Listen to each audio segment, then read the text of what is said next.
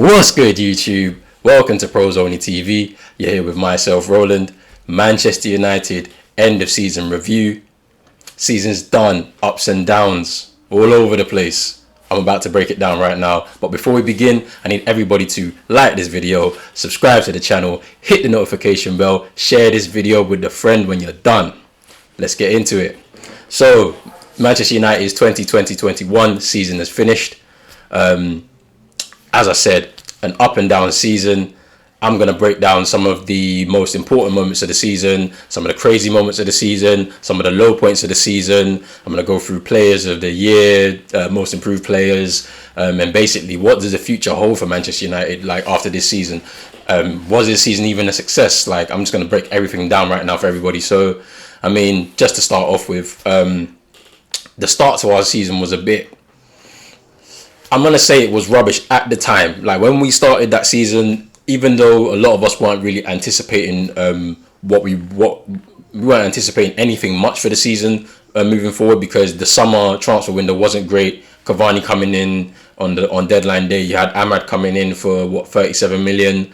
And who else did we sign? And Donny van der Beek. And obviously they were, for the fan base, it was very like underwhelming signing. So we go into the season. Obviously we started the season like a week later than everybody else, because we were in the latter stages of the Europa League the season before. So starting off the season in the league, we lost 3 out of our first 6 games, and like a couple of defeats come to mind. Obviously the Palace game, first game of the season at home, and then the Spurs game away from Spurs game at Old Trafford where we lost 6-1.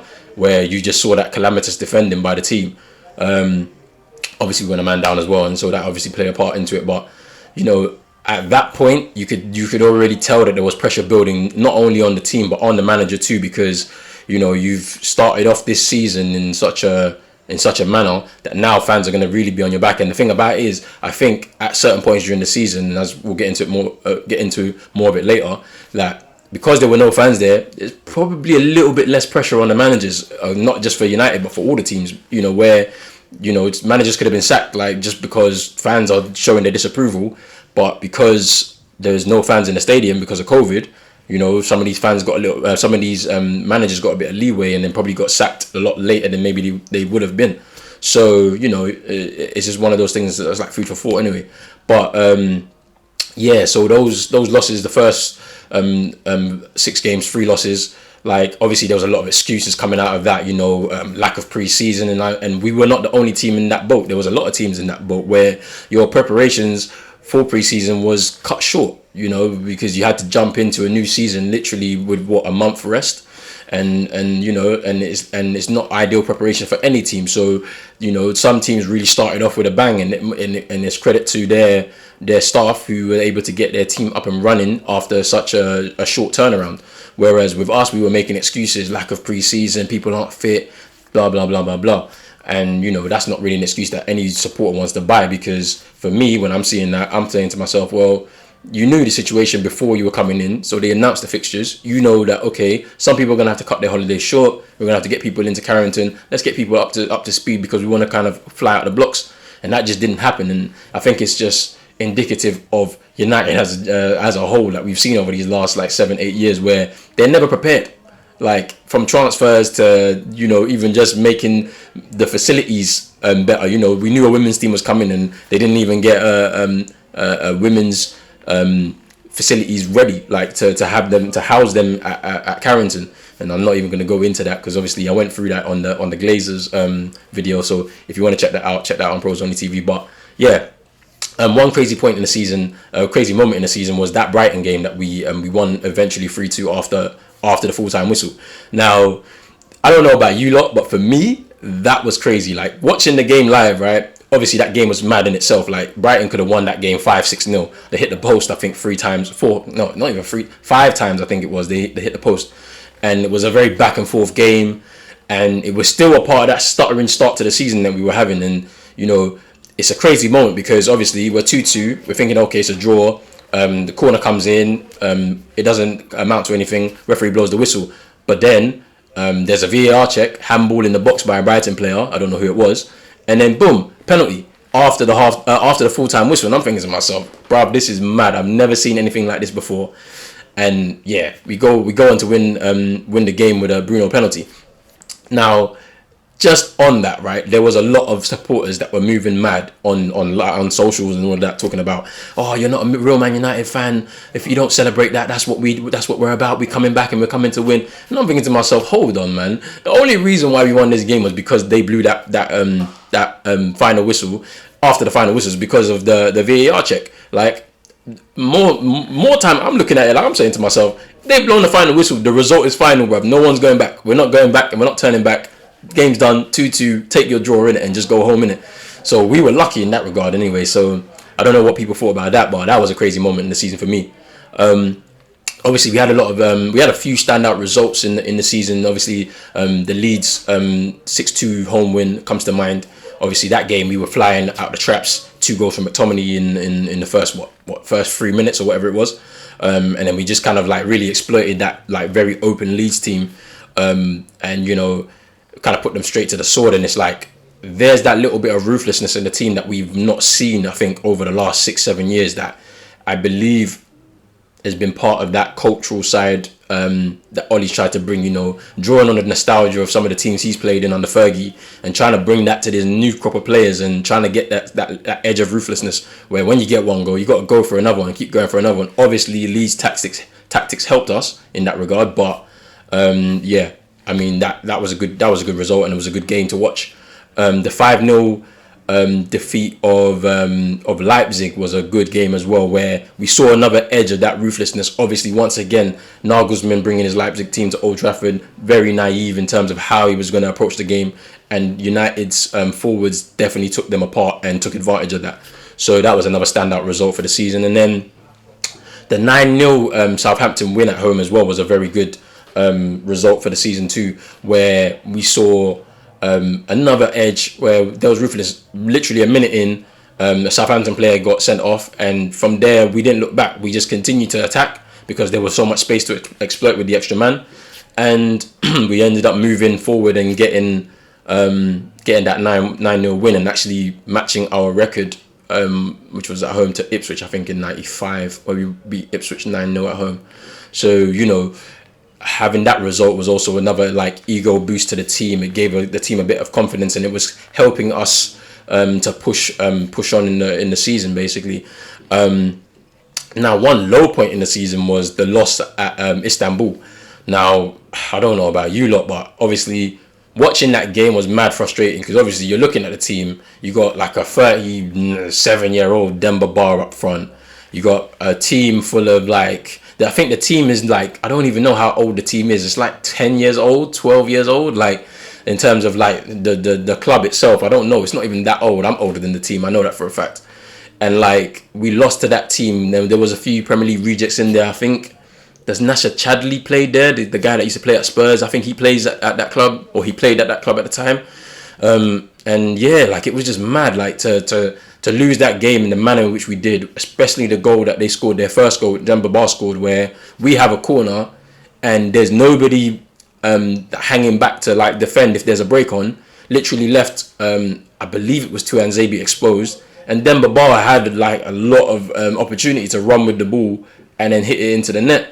And I'm thinking to myself, like, one, what are the coaching staff doing? Because obviously they're on the touchline, so they can see there's an issue right now. If we don't win this corner, this challenge in the air with the corner, we're going to be left exposed on the break. So one of the coaching staff should be on the touchline waving like, hey, come back. Like, because we need a few man back there. And it didn't happen. And it's just like, you know, you just saw all those images on Twitter. Like, people were really like circling man and saying like, look at the space and all this. And like, it was hilarious to see. But at the same time, I was fuming because it was just like, this is mad. Like, club of this size, we're not playing Sunday League football here, man. This is professional footballers and they're doing this on the pitch. But yeah, it is what it is. And that was a low point in the season. Then obviously at that point, pressure's building on Ollie, and then we go into the game against Everton at the weekend.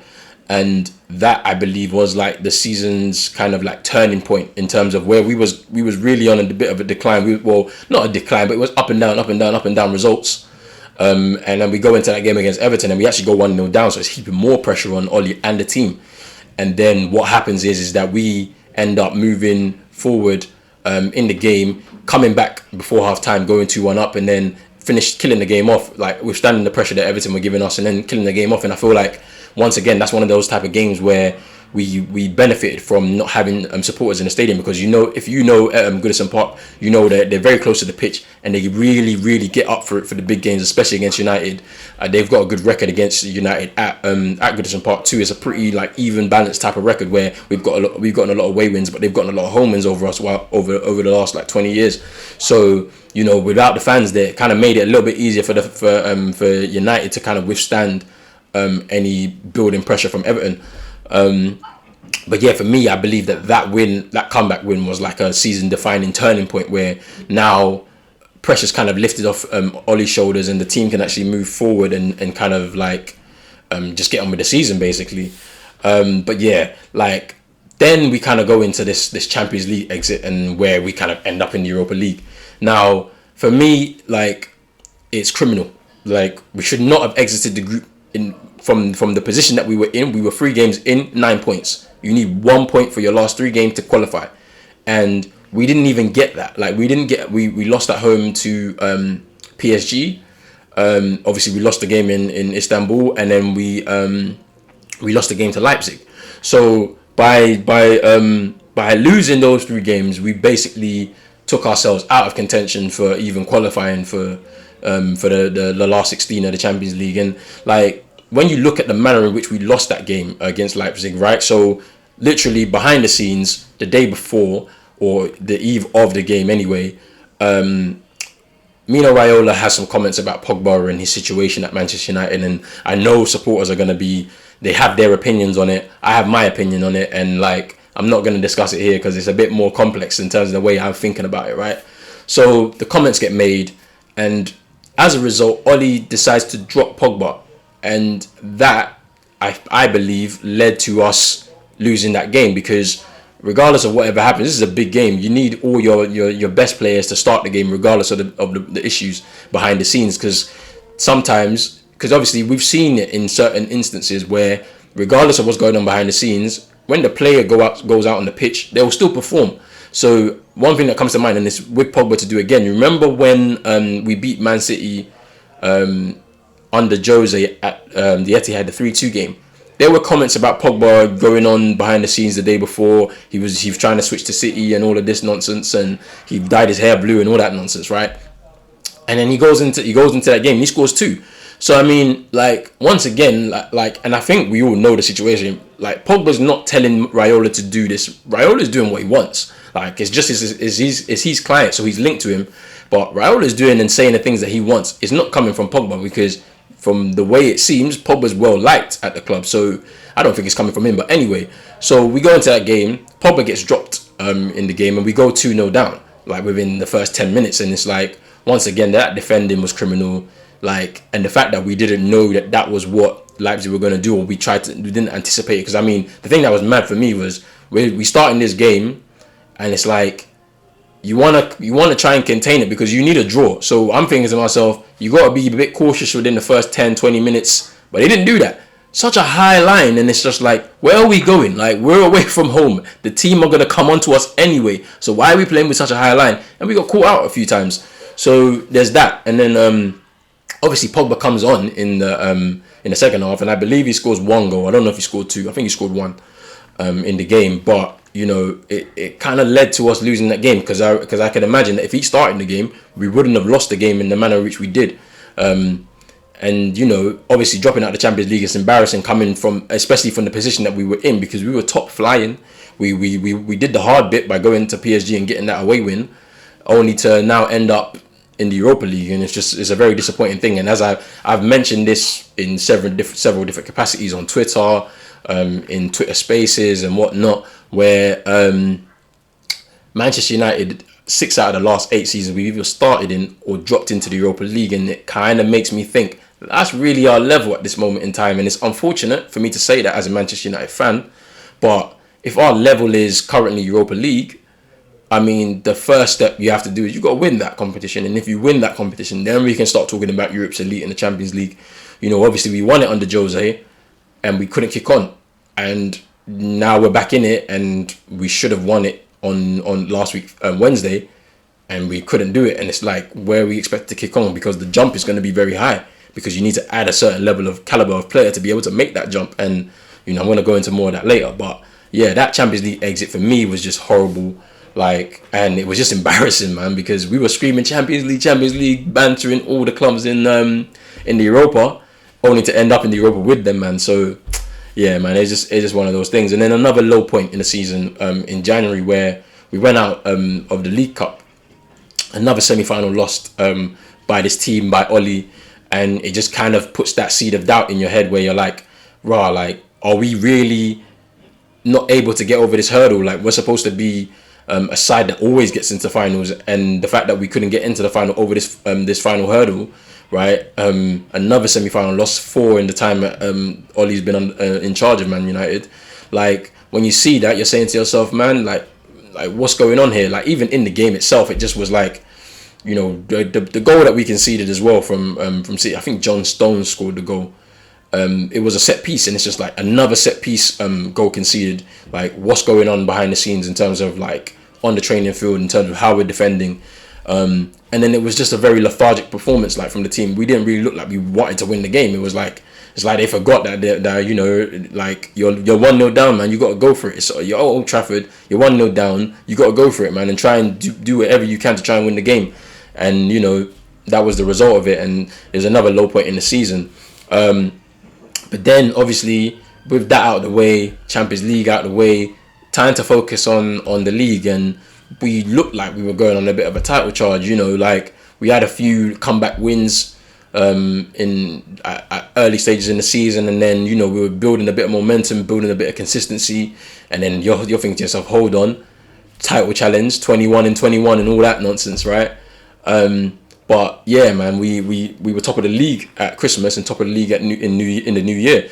And usually, if you look at the winners of the Premier League over the years, it's been, or is it, I don't know, it's like 30 years or whatever it's been, maybe 30 years or whatever it's been.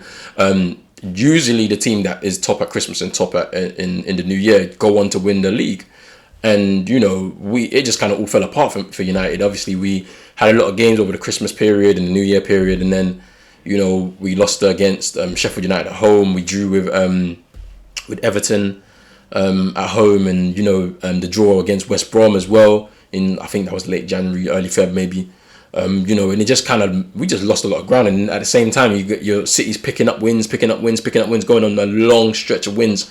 And they kind of just left us in the dust. And it's just like, it was such a disappointing way to just give up a title challenge. And it's like, you don't know if it's because the team didn't believe in itself. You don't know if it's because the manager didn't believe it. You don't know if if it's just because we have a lack of personnel that are really ready to sustain a challenge. Like, I kind of look at the United team, and I think we're very well placed to win cup competitions, because a cup competition, it's the luck of the draw in terms of who you meet in the different rounds, and then it's what you can do on the day. If you turn up on the day and the other team doesn't, then you're gonna win. So it was a very disappointing. And obviously along the run, we had wins at Fulham, and we had the late winner at Burnley, the comeback at West Ham.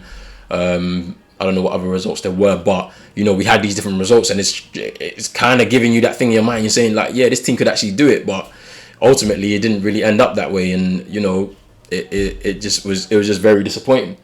But yeah, like, I mean, for me, I'm just kind of like, it was just disappointing, man. Like, just to give up on that title challenge. And now moving forward, you don't really have much left. You have an FA Cup and a league and a Europa League to go for, and it's, for me, I've always said this. We judge Ollie on trophies. You're 3 years in. You've done what you said you wanted to do. You wanted to clear your dead wood. You wanted to kind of give the team a cultural reboot and everything like that. Now go on and win that first trophy, because you need to get the doubters off your back. And you need to also there's players in the side that haven't won a trophy, a major trophy in their career, and some of them haven't won anything at Manchester United, and they've been there for a little while. So it's that winning that trophy, that first trophy, and it would galvanize the group to now move on to the next stage, which is, let's challenge for the league, let's try and go further in the Champions League. but it didn't really work out that way. And then obviously another low point in the season again would be the quarter-final exit against Leicester. Now, obviously with that game, we started off with a changed team, which I didn't understand because literally we were going on international break. So you should start with your full team and win that game, get to yourself to another semi-final, makes 5 changes, and then we even take the lead in the game, but then we make a silly mistake at the back, and then it just kind of all falls apart. And it's just like, at that point, when even when you're 2-1 down, you got to make substitutions to try and change the game around. Bring on the cavalry, as they say, man. Like, bring on your big players to come and change the game. And like, Ollie just waited and waited and waited until like he'd made a strange substitution, brought on 5 players, left Fred on, and he was a catalyst for one of the goals. And you're saying to yourself, like, what's going on here? Like, what are you doing, my guy? Like, we are supposed to be trying to win this, or try and salvage this game, see if we can try and turn it around and win, and you're out here waiting on the touchline, doing up iPad, like chatting to your coaching staff, when the subs are right there. Just pick some people and throw them on. Just know what and just give them the advice. It's just like, yo, just go out there, try and get us back in this game. That's what you're supposed to do. But come on, man, like, it was just an embarrassing defeat as well. Like, Leicester going on to win the FA Cup in the end, and it's like, we could have won that FA Cup. If we got to that semi-final, we could have won the FA Cup. Like, it was really like that. But, it is what it is. And then, so then moving on, obviously you saw there was a Super League announcement, and, the fallout from that. All the supporters across, like, the different Premier League clubs doing their protests and that. United doing their kind of, like, Super League Glazers out protest, going to the stadium, doing up Wayne Rooney 2010 overhead kicks against Man City in at the Stretford End and all of that. Disrupting the game against Liverpool, and obviously it kind of led to United now having a bit of a rushed end to the season, where we had the 4 games in 6 days, the chopping and changing of teams, the loss of momentum, heading into that Europa League final. Obviously, that high point before that actual protest took place. Obviously, we got into the final, or we basically put one foot in the final with that performance against Roma. And so, like, that was a very good performance, and it kind of, as I said, showed that ruthlessness that this team has been lacking in this whole 3 years under Ollie, and they were able to show it again. But obviously, it ultimately didn't end up with anything anyway, and we'll get into that later. But the Glazers out protest happening, and it disrupted the end of the season. And obviously, I have my thoughts on that protest. I didn't go protest, but if you want to check out my thoughts on, like, what the Glazers need to do to be able to get the fans back on side, I would check out Pros Only TV. I did a top-down view episode 2, so check that out on Pros Only TV if you want to find out more about what I think the Glazers need to do to get the fans back on side. But anyway, moving on. So obviously we end the Premier League season with a 2nd place finish. It was kind of comfortable in the end. Obviously, we lost the game against Leicester and against Liverpool, and it kind of got a bit like hairy for a minute. But we kind of got over the line on the last day. We weren't really like moving like mad like we were the season before, when we were scrambling for that top 4 place. It wasn't really a tense watch on the final day. But end of the season in 2nd place. I think 74 points. Only 5 points behind Liverpool. So, like, when you're looking at that, you're saying to yourself, we were really far away from Liverpool, and Liverpool had 6 home losses. It looked like the house was falling down at Liverpool. People were talking about Klopp was going to leave, this, that, and the other. Like, Salah's finished and Mane's finished, and the system doesn't work anymore and all of that. But he only finished 5 points behind us. So, I mean, like, you're looking at that and you're saying to yourself, was it really that great of a season, or that great of a 2nd place finish? Obviously, 12 points behind City, and obviously we can go into the progress discussion. Yes, it was progress from the league position and the number of points that we accumulated over this season compared to last. But for me, I'm looking at that and I'm saying to myself, I'm not too sure, man. Like, I'm a bit of a, like, I'm like on that level when it comes to whether the season was progressive or not. But it is what it is. I mean, end the season 2nd place. And then it's like, okay, we're looking forward to the Europa League final. Show us what you can do, Man United. Get us that trophy. We want to see armpits, man. We don't want to see people crying. And lo and behold, we're seeing people crying. Bruno's memes going around on Twitter. Man's crying because he can't win that trophy, that first elusive trophy for himself at Man United. And obviously, I'm not going to really go into the final because obviously my thoughts were put on that match reaction. Go watch that if you haven't watched it already. But yeah, my feelings surrounding that, man, it was just it's a poor performance from the team. Obviously, poor in-game management from Ollie, and it just kind of it was disappointing. I'm fuming still about it, because there's no justification for the defeat against a team that came seventh in La Liga. Yes, they've got a manager who's won the competition before, but those players on the pitch they can't come anywhere near our players. And if we play to our maximum capacity, we should put them to the sword. But that's what I'm going to say on that. So losing the Europa League final in the manner which we did, kind of just gave it a very anticlimactic end to the season. And obviously, I'll get into my season rating later on, but when I look at that, it's just, it just kind of just lowered my actual rating for the season. If we'd won that, it would have been a little bit higher, but it is what it is. But yeah, just moving on to the player awards at the end of the season. For me, player of the year is obviously Bruno Fernandes, man. You can't deny the goals and assists that he put in for the team this year. I don't even know what it ended up being. I think it might have been 30 or 31 goals and 17 assists. I don't know, but yeah, it was just a lot in it. So and obviously probably the best scoring midfielder since Frank Lampard, I think, in the Premier League, and I think across a season in all comps, I think. So for me, he's been the best player this season, just from the goals and assists perspective alone. Obviously, we can talk about where is he in big games. We can talk about him being the number 10 and the way he plays football. We can speak about that, but you can't deny the numbers, innit?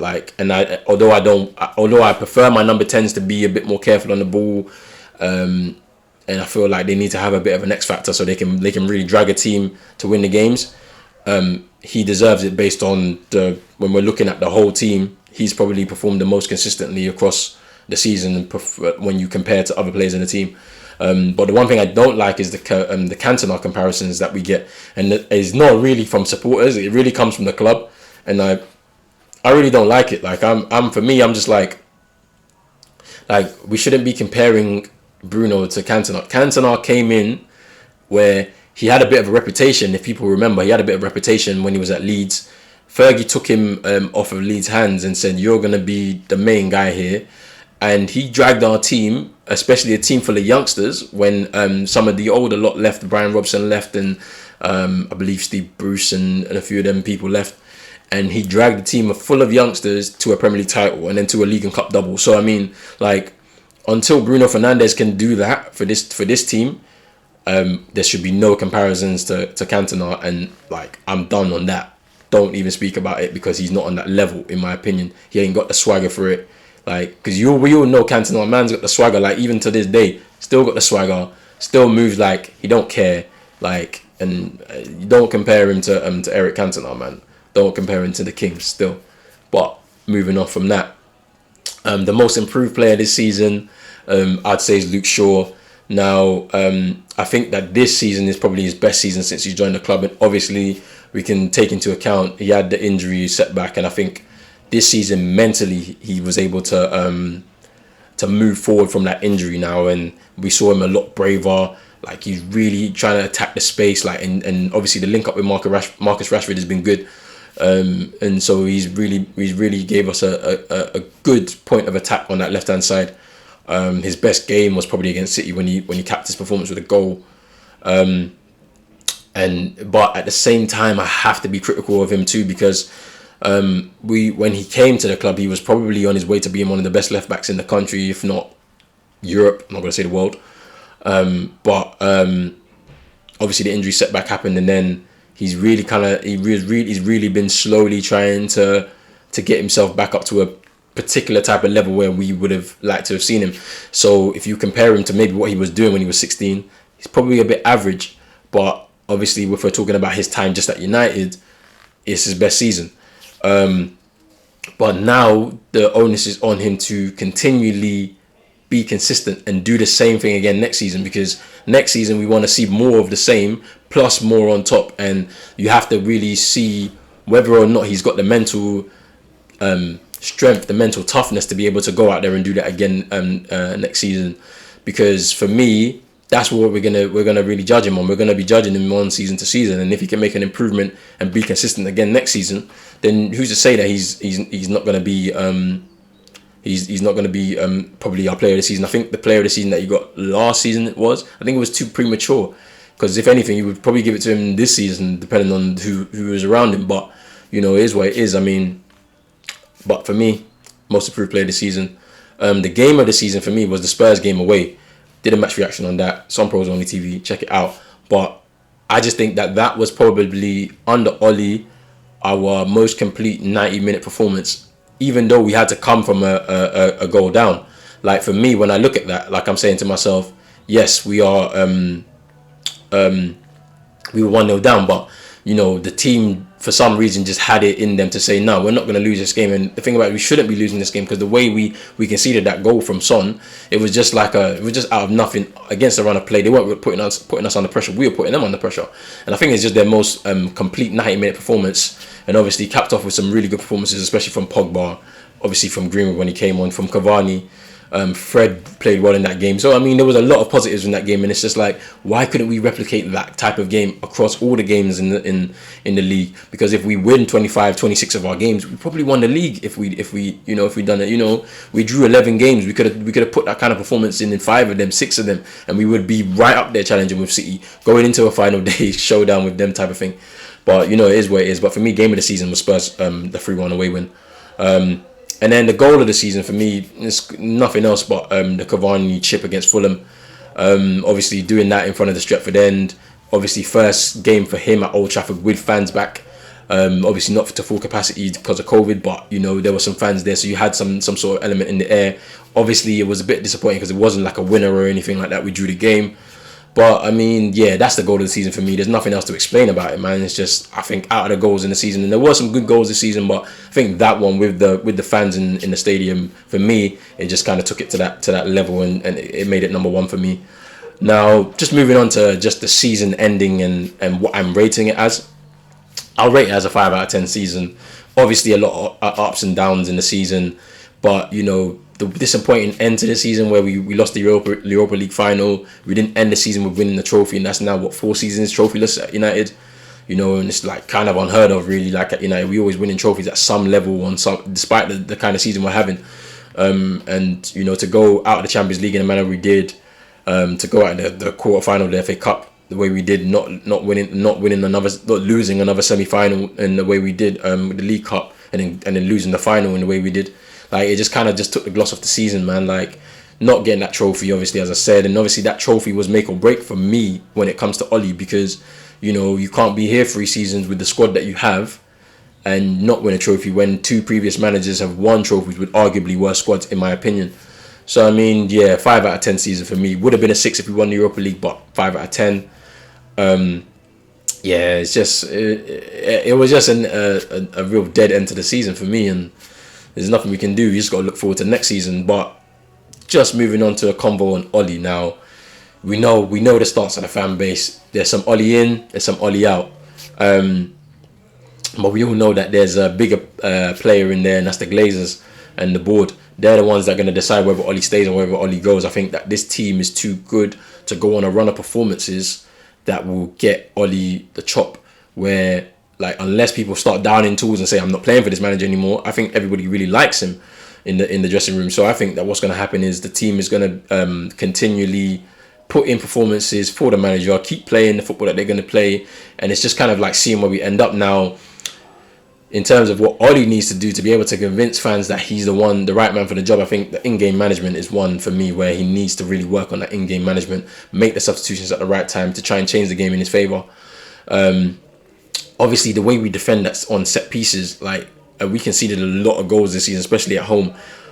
We conceded more goals than Liverpool, and they finished behind us. So, I mean, when we're looking at that, it's just like, if you're not able to sort it out on the training field amongst your current coaching staff, if the players can't do it in game and there's no leaders with organisation in there, you've got to bring in somebody who's a defensive-minded coach to come in and try and, like, just rip up the papers and start again and say, this is how we're going to defend as a team, this is how we're going to defend on set pieces. And that leads on to another conversation where Ollie's inexperienced, he needs to bring in some experienced number 2s, experienced coaches around him where they can really help him make the decisions. He needs to be able to delegate his power to the right people. The way it seems right now is that he kind of leans on Michael Carrick and Kieran McKenna, who are very inexperienced at this level, And we're seeing that in certain moments across the season where when it all goes good, it's amazing, but when it goes bad, it's really bad. So, there's that. Now, there's been reports that he's going to get a new 3-year deal. Now, should he get that contract? Now, for me, I don't think he should be given that contract. I think if anything, you shouldn't rush into it. You wait until, because he's only got 1 year left. You wait until the end of next season if you're going to do it that way, and see what he comes up with. Now, you sack him if he's going on a really bad run of results that could really be very detrimental to our top 4 hopes and whatever else for the season. But if you let him go, if you're going to give him that extra year, you have to back him. You have to give him certain players, because I think at this point, like, it's very clear he's not a coach. He's a manager. He's a motivator. So you have to give him really top level players, and he can go out there and motivate them to go and get the job done. And obviously I'll go into like what we need in terms of signings a little short in a short while. But if you shouldn't give him the contract. Let him see out his final year, and if he's successful, award him. If he's not successful, mutual consent, out the door, mate. Like, that's what you need to do. Now, should we be looking elsewhere? If we're not looking to keep Oli, should we be looking elsewhere? Because I mean, all the clubs in Europe, it looks like there's a managerial merry-go-round going on. Zidane's left Real Madrid and he's now free. Conte's left Inter, he's now free. Ancelotti's now about to go to Real Madrid. Allegri's gone to Juve. Now, we're looking at that and we're saying to ourselves, should we be looking elsewhere? Obviously, with the Conte one and the Zidane one, there's a couple managers there who are serial winners.